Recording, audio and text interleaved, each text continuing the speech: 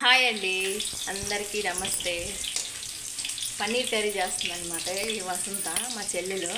ఒకసారి చూపిస్తాను మీకు కూడా ఎలా చేస్తుందో ఐఎంఏ స్టైల్లో. చూడండి, మీరు ఓపిక్గా చూడండి, సరేనా. ముందుగానే పన్నీర్ ముక్కలు కట్ చేసి పెట్టుకుందనమాట. మనకి ఏ సైజు కావాలో ఆ సైజు కట్ చేసుకోవాలంట. ఈ పిల్ల చిన్న చిన్న సైజు కట్ చేసింది. ఇంకా ఆ తర్వాత పొయ్యి మీద ఒక బాండి పెట్టుకొని కొంచెం అంత నూనె వేసుకొని, ఇంకా 2 ఎర్రగడ్డలు, 2 టమాటాలు, ఒక 5-6 పచ్చిమిరపకాయలు, ఇంకా అల్లము ఎల్లిగడ్డ ఇవన్నీ వేసి బాగా మగ్గించుకుందనమాట. ఇది పన్నీర్ మసాలా కర్రీ అనమాట. నాకైతే చేత కాదు, నేను ఎప్పుడు చేయలేదు కూడా, చేసే విధానం కూడా చూడలేదు, ఎప్పుడు యూట్యూబ్లో కూడా చూడలేదు అనమాట. నేను తిన్నా, మళ్ళీ హోటల్కి పోయినప్పుడు అట్లాంటప్పుడు తిన్నా, కానీ ఎప్పుడు చేయడానికి ట్రై చేయలేదన్నమాట.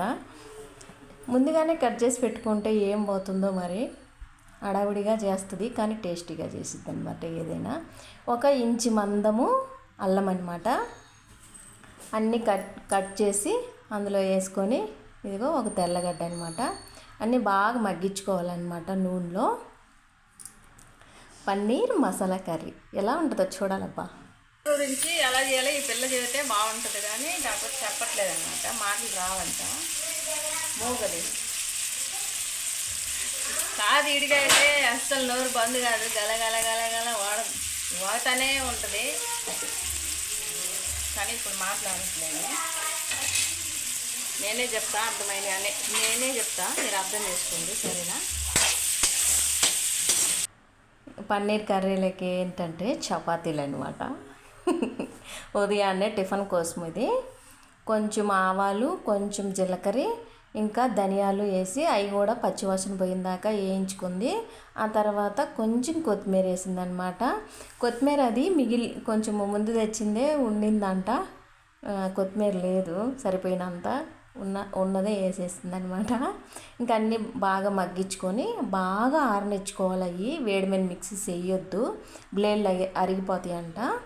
అదే బాండిలో ఇంకొంచెం అంత నూనె వేసి ఈ ముందుగా మిక్సీ చేసుకున్న మసాలాలన్నీ దాంట్లో వేయాలి. నూనె కొంచెం వేడైన తర్వాత, మరి తాలింపు ఇలాంటిది ఏం లేదు, డైరెక్ట్ మసాలాలు వేయడమే. కొంచెము అదే గిన్నెలో కొంచెం 1 టీ గ్లాస్ మందం నీళ్ళు పోసి అవి కూడా అంతా శుభ్రంగా తుడుచుకుని వేసుకుంది. ఎంత కావాలో అంత కూరకి ఉప్పు వేసింది, సరిపోయినంత కారము. కరెంటు పోయినప్పుడు కారంలోనే పసుపు కొమ్ములు వేసి పట్టిస్తారనమాట. మా సైడ్ ఎక్కువ శాతం అట్లాగే తెచ్చుకుంటారు. పసుపు అంతగా అంటే ఎక్కువ పట్టదు, దీంట్లో అయితే పట్టలేదు, పసుపు వేయలేదు, కారమే సరిపోయినంత కారము, అందులోనే పసుపు ఉండిపోయిందనమాట. ఇంకా 2 గ్లాసులు కారము పచ్చివాసన పోయిందాకా మగ్గించుకొని ఒక 2 టీ గ్లాసులు నీళ్ళు పోసి, ఇంకా తర్వాత పన్నీర్ ముక్కలు వేసి బాగా అంత సిమ్లో కాకుండా అంత హైలో కాకుండా మూత పెట్టి ఉడకబెట్టిందనమాట. బాగా రుచి వస్తుందంట అట్టు ఉడకబెడితే.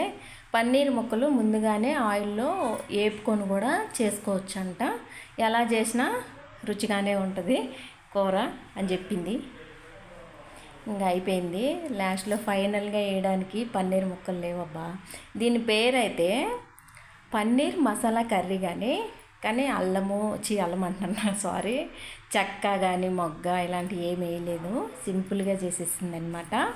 ఇంకా చపాతీ పన్నీర్ కర్రీ రెడీ అయిపోయింది. ఇంకా తింటమే తరువాయి అనమాట.